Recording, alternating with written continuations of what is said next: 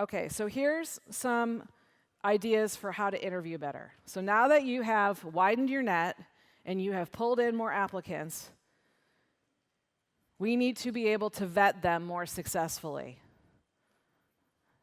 Interviewing is a skill, it's an art, it's a science, all mixed together, and it's not easy. So here's some questions that you can use to improve how you interview. What influences or events from your childhood shaped who you are today? And the key is to try to get comfortable and maybe practice, or practice even in the mirror, asking these questions as a skilled interviewer. You have to be comfortable with silence. And sometimes it's hard.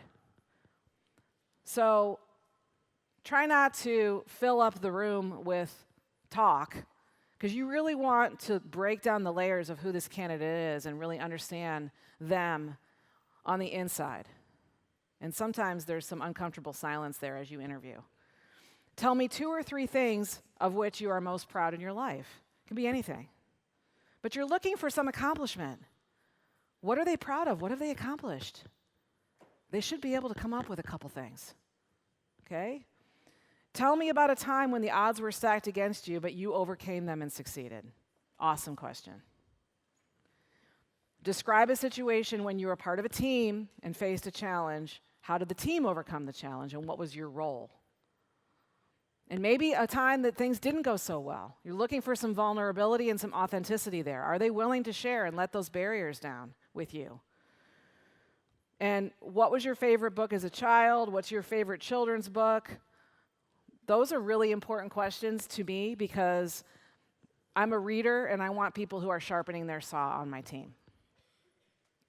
If I asked your best friend to describe you in 3 words, what would she say?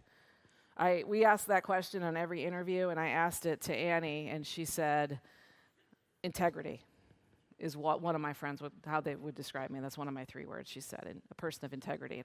And that's one of our core values of my company. So I was like, boom, think it might be a fit. True story. Right, Annie? Yeah, she's giving me the thumbs up. And she keeps me on my game, too. Because if I get out of integrity, then we have a one-on-one, and she's like, yeah, there's a couple things that I think you did recently that might not be fully integritous. And I'm like, oh, damn it. It's great, though. It's great, because she's helping hold me accountable. If you were to operate your own program, what do you consider key elements in a high-quality operation that you would be sure to include? So you're looking for that ownership mindset. What drives them? What's their passion? Do they have leadership potential? You're looking for, within your teachers, and Brian Dupre talks about this all the time, he has never hired from outside for an administrator position. He always is letting his team rise up. And we're going to have the coaches come up here, and we can talk more about that here in a minute. Letting them rise up and have opportunity for growth. Because a child care center is pretty flat on the org chart.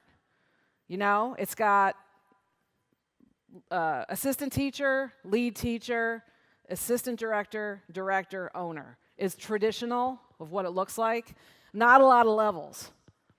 So you need to give them opportunities for growth and growing them from within and letting them shine as future leaders. And that question will help you figure out if you have a future leader on your hands. What qualities do you find the most irritating in other people? Let's be real. And how do you deal with it? We are human beings. Sometimes we irritate the crap out of each other. No? I was hoping to get a laugh on that. I don't know. Okay.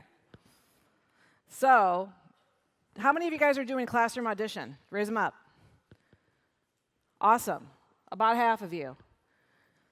And I know that different states have different rules about whether you have to pay them for the audition and all of that. And I'm not going to try not to get into all of that. But it's really effective if you can prep them once they are somebody you think you want to hire, to prep them to come in and do a 2-hour audition in the classroom by taking a group of children through an exercise, through a learning cohort or experience of some type. This is a hiring scorecard. And again, I know there's a lot of text on here. I put it on here so that you guys would have it, and you can print it out and use it when you get home. So there's 6 components here, and this is one of our platinum clients, Annette, created this. She created a whole hiring process, including the classroom audition, the hiring scorecard, and all of the pieces and parts. So they get a score for their phone interview. They get a score for their reference check.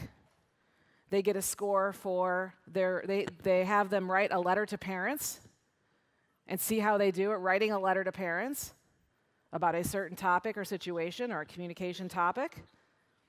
And they check their grammar and their spelling and how they communicate. And then they have them do a classroom activity or a classroom audition. So the cool thing about the audition is that you need to have a consistent way of assessing it. Don't just be like, so how'd they do? Real informal it needs to be more structured so that you can have a clear and consistent way of measuring their performance. So did the activity keep the children engaged? Was it age appropriate? Were they prepared and bring the materials and allow time to gather the materials? Were they enthusiastic and upbeat? What's their level of positivity on a scale of 1 to 10? Are they Sunshine Sally or Put Down Patty? Are they Negative Nancy? You guys have any of those in your company? I bet you didn't have any, right? I call them Eeyores.